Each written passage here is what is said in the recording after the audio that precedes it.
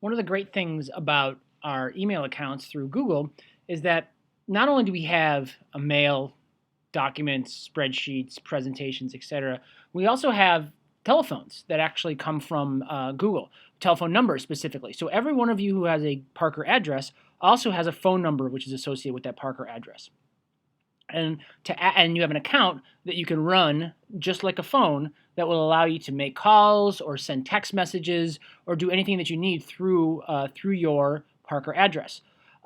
This is accessible pretty simply, actually. If you just go to your email and make sure you're logged in, as long as you're logged in, if you'll notice up here in the upper right-hand corner of the screen that I'm logged in as my name, as long as you're logged in, you'd simply go to www.google.com/voice, V-O-I-C-E.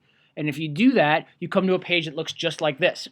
And this should remind you a little bit of your email address or your email account, but you'll notice down here it'll show you what your number is. And what's nice is that you can actually pick your number. If you'll notice, my number is 773-916-6726, which if you break it down to numbers, it's 77391 Moran, which is the reason why I took it, so I could give kids that number if they ever needed to send me a text.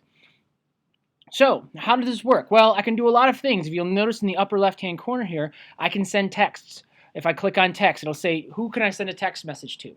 So to give you an example of how I use this, I had all of my students in the first week of school, all my advisees specifically, give me their telephone number. And when I get the list of absences on Monday morning, I simply go to google.com/voice and I type in the first number of my student. If you'll notice, there's a student, and you'll see their number come up. And what that then does is, and then I would just go in here, and I would type a message, you have an absence, come see me, and it will send them a text message to their phone from my number, which is this number down here, 916-6726, that will tell them they need to come see me.